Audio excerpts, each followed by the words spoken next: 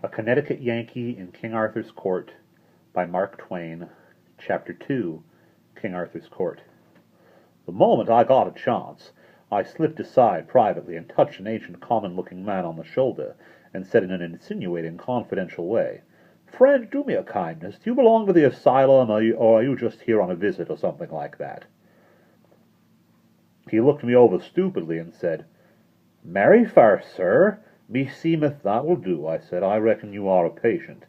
I moved away, cogitating, and at the same time keeping an eye out for any chance passenger in his right mind that might come and give me some light.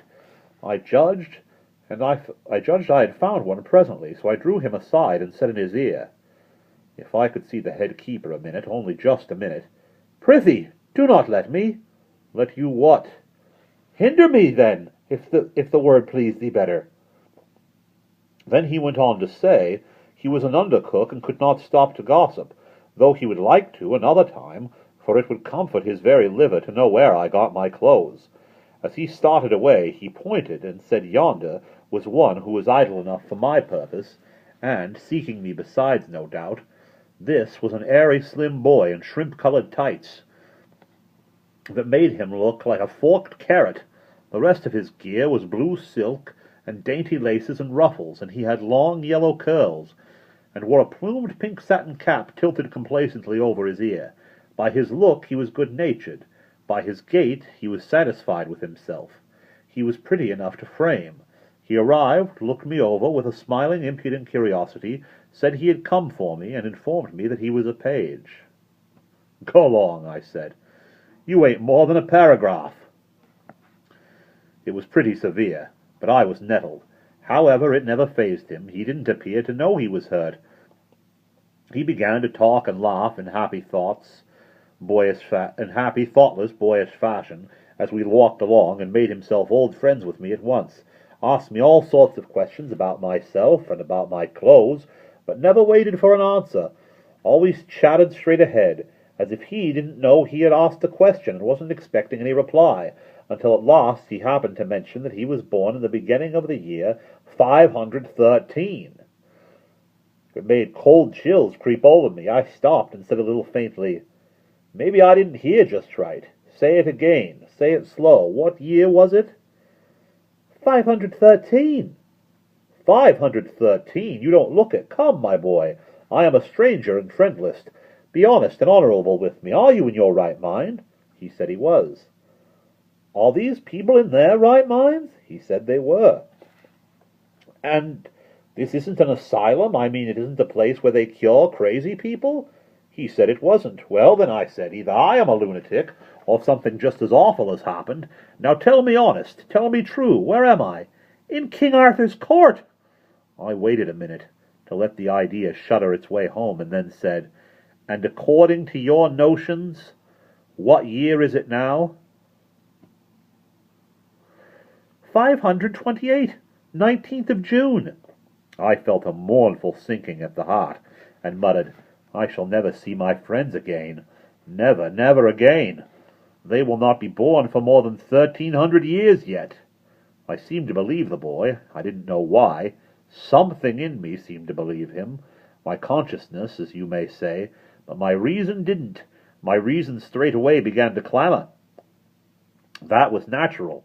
I didn't know how to go ahead satisfying it, because I knew that the testimony of men wouldn't serve my reason. My reason would say they were lunatics and throw out their evidence. But all of a sudden I stumbled on the very thing. Just the luck. I knew that the only total eclipse of the sun in the first half of the 6th century occurred on the 21st of June, A.D. 528 O.S., and began 3 minutes after 12 noon. I also knew that no total eclipse of the sun was due in what to me was the present year, i.e., 1879, so I could keep my anxiety and curiosity from eating the heart out of me for 48 hours. I should then find out for certain whether this boy was telling me the truth or not. Wherefore, being a practical Connecticut man, I now shoved this whole problem clear out of my mind till its appointed day and hour should come, in order that I might turn all my attention to the circumstances of the present moment, and be alert and ready to make the most out of them that could be made. One thing at a time is my motto, and just play that thing for all it's worth, even if it's only two pair and a jack.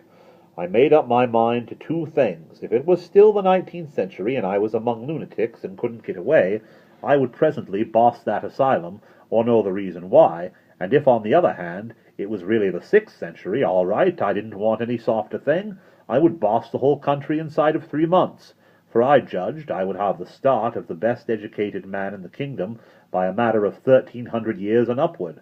I'm not a man to waste time after my mind's made up, and there's work on hand, so I said to the page, "Now, Clarence, my boy, if that might happen to be your name, I'll get you to post me up a little if you don't mind. What is the name of that apparition that brought me here?" "My master and thine? That is a good knight and great lord, Sir Kay, the seneschal, foster brother of our liege the king." "Very good. Go on. Tell me everything." He made a long story of it, but the part that had immediate interest for me was this. He said I was Sir Kay's prisoner, and that, in the due course of custom, I would be flung into the dungeon and left there on scant commons until my friends ransomed me, unless I chanced to rot first. I saw that the last chance had the best show, but I didn't waste any bother about that. Time was too precious. The page said further that dinner was about ended in the great hall by this time, and that as soon as the sociability and the heavy drinking should begin, Sir Kay would have me and exhibit me before King Arthur and his illustrious knights seated at the round table, and would brag about his exploit in capturing me, and would probably exaggerate the facts a little, but it wouldn't be good form for me to correct him, and not over safe either. And when I was done being exhibited, then ho for the dungeon. But he, Clarence, would find a way to come and see me every now and then, and cheer me up, and help me get word to my friends. Get word to my friends! I thanked him. I couldn't do less. And about this time a lackey came to say I was wanted. So Clarence led me and took me off to one side and sat down by me. Well, it was a curious kind of spectacle, and interesting. It was an immense place, and rather naked, yes, and full of loud contrast. It was very, very lofty, so lofty that the banners depending from the arched beams and girders away up there floated in a sort of twilight. There was a stone-railed gallery at each end, high up, with musicians in the one, and women clothed in stunning colors in the other. The floor was of big stone flags laid in black and white squares, rather battered by age and use and needing repair. As to ornament, there wasn't, strictly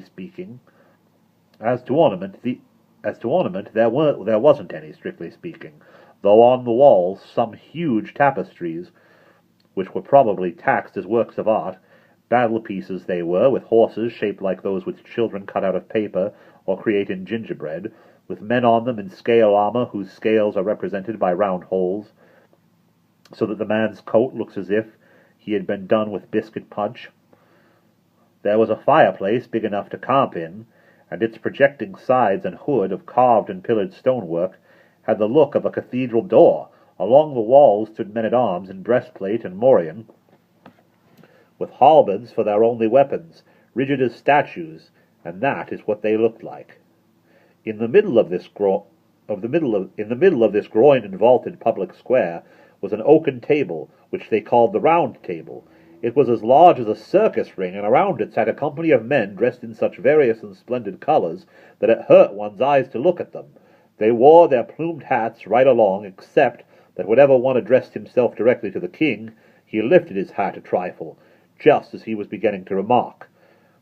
Mainly they were drinking from entire ox horns, but a few were still munching bread or gnawing beef bones. There was about an average of 2 dogs to 1 man, and these sat in expectant attitudes till a spent bone was flung to them, and then they went for it by brigades and divisions with a rush, and there ensured a fight which filled the prospect with a tumultuous chaos of plunging heads and bodies and flashing tails, and the storm of howlings and barkings deafened all speech for the time. But that was no matter, for the dog fight was always of bigger interest anyway. The men rose sometimes to observe it the better, and bet on it, and the ladies and the musicians stretched themselves out over their balusters with the same object, and all broke into delighted ejaculations from time to time. In the end, the winning dog stretched himself out comfortably, with his bone between his paws, and proceeded to growl over it, and gnaw it, and grease the floor with it, just as 50 others were already doing, and the rest of the court resumed their previous industries and entertainments. As a rule, the speech and behavior of these people were gracious and courtly, and I noticed that they were good and serious listeners when anybody was telling anything. I mean, in dogfightless interval, and plainly, too, they were a childlike and innocent lot, telling lies of the stateliest pattern with a most gentle and winning naivete, and ready and willing to listen to anybody else's lie, and believe it, too. It was hard to associate them with anything cruel or dreadful, and yet they dealt in tales of blood and suffering with a guileless relish that made me almost forget to shudder. I was not the only prisoner present. There were 20 or more, poor devils, many of them maimed, hacked, carved in a frightful way. In their hair, their faces, their clothing were caked with black and stiffened drenchings of blood. They were suffering sharp physical pain, of course, and weariness, and hunger, and thirst, no doubt. And at least none had given them the comfort of a wash, or even the poor charity of a lotion for their wounds. Yet you never heard them utter a moan or a groan, or saw them show any sign of restlessness, or any disposition to complain. The thought was forced upon me, the rascals, they have served other people so in their day. It being their own turn now, they were not expecting any better treatment than this, so their philosophical bearing is not an outcome of mental training in intellectual fortitude reasoning. It is mere animal training. They are white Indians. And that is the end of Chapter 2.